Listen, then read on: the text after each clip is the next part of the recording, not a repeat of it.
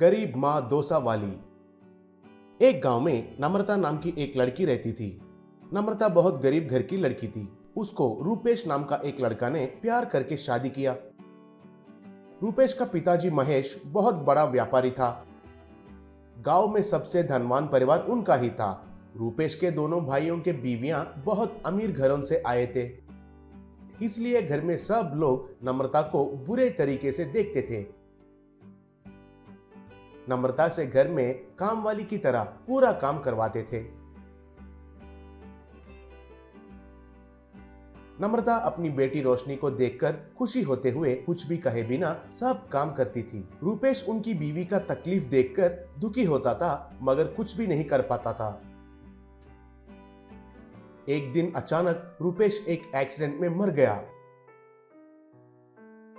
फिर एक महीने के बाद घर में सब लोग नम्रता से बात करने के लिए बुलाए। फिर महेश नम्रता से, देखो, जिस दिन तुम्हारा पति मर गया है उसी दिन से तुम्हारा और हमारा रिश्ता खत्म हो गया है। तुम अपने बेटी को लेकर तुरंत ही इस घर से चले जाओ, कहा। तब नम्रता, ये क्या ससुर जी, मैं इस घर की बहू हूँ, रोशनी इस घर की वारिस है। अभी के अभी घर से चले जाने के लिए कहोगे तो हम किधर जाएंगे और कैसे जिएंगे, बोली। तब महेश, क्या बहू?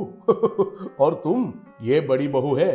25 एकड़ का खेत, 2 किलो सोना, 30 किलो चांदी दहेज में लाई है।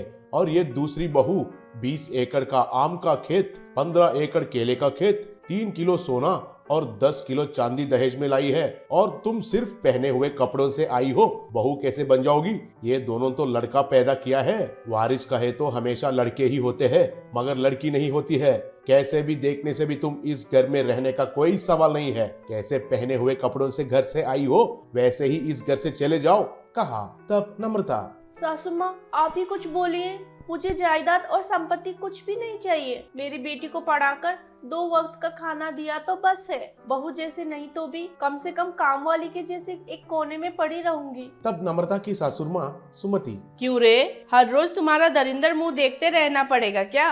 अब से तुम्हारा रास्ता अलग और हमारा रास्ता अलग है। तब नम्रता रोते हुए अपनी बेटी रोशनी को लेकर घर से बाहर चली गई। फिर उसके बाद रोशनी के साथ छोटे से झोंपड़ी में रहने लगी। घर के बाहर चूल्हा लगाकर डोसा बेचना शुरू किया। रोशनी नम्रता का मेहनत को देखकर बहुत दुखी होती थी। तब रोशनी, माँ, हम उतना बड़ा घर से इतना छोटा झोपड़ी में क्यों आए हैं? दादी और दादाजी सब लोग तुम्हें कुछ कुछ कह रहे थे, मुझे कुछ भी समझ में नहीं आया। तब नम्रता, देखो बेटी, वो सब बड़ों की बातें हैं। तुम्हारे लिए मैं हूँ ना, तुम्हें पढ़ाकर बड़ा बनाने के लिए जितना भी मेहनत करना पड़े मैं करूँगी, मगर तुम लगन से पढ़ाई करके महान बनना होगा। तब रोशनी, ठीक है माँ, मैं आपको फिर से हमारा बड़ा घर में लेकर जाऊंगी, बोली। स्कूल से आते ही रोशनी नम्रता की मदद करती थी। नम्रता ने बनाया हुआ डोसा बहुत स्वादिष्ट होने की वजह से उसका व्यापार बहुत अच्छे से चलने लगा। नम्रता अच्छा पैसा कमाकर झोंपड़ी के जगह पर एक छोटा सा घर बनाई।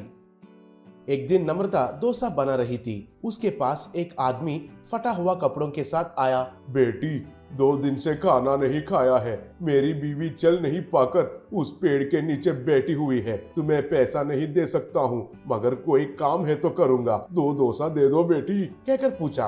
तब नम्रता ने उस आदमी को अच्छे से देखकर पहचान लिया और ससुर जी आप हो?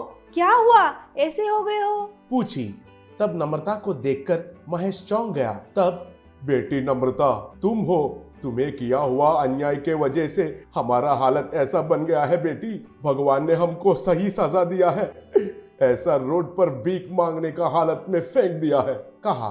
तब नम्रता, वो सब बाद में बात करते हैं, पहले ये डोसा खाइए, मैं जाकर सासू माँ को लेकर आती हूँ, बोली।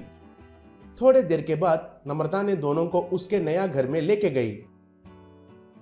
तब सुमति, हमें माफ कर दो नम्रता, तुम गरीब घर से आई हो कहकर तुम्हें हमेशा नीचे नजर से देखा। व्यापार में नष्ट आते ही दोनों बेटे अपने पत्नियों के साथ उनके ससुराल चले गए। हम जो घर में रहते थे वो नीलाम कर दिया गया। देखो ऐसे सड़क में घूम रहे हैं। तुम्हें घर से निकालने से भी वो बात मन में रखे बिना हमारा भूख मिटाया। हम बहुत ऋणी हैं। तुम अकेले ही बहुत मेहनत करके इतनी बड़ी हो गई। ऐसे ही खुशी से रहो। हम चलते हैं। तब नम्रता, आपने मुझे स्वीकार नहीं किया, मगर फिर भी मैंने आप दोनों को मेरी माँ पिताजी जैसे ही देखा है सासू माँ। अगर मेरे पति जिंदा होते तो आपको ऐसे मुश्किल में आने देते क्या? मुझे और रोशनी को आपके अलावा और कौन है बताइए? आप भी हमारे साथ ही रहकर हमारे बड़े बनकर रहिए। आपको फूलों में रखकर देखभाल करूंगी। बोली। तब से लेकर महेश और सुमति नम्रता के साथ रहने लगे।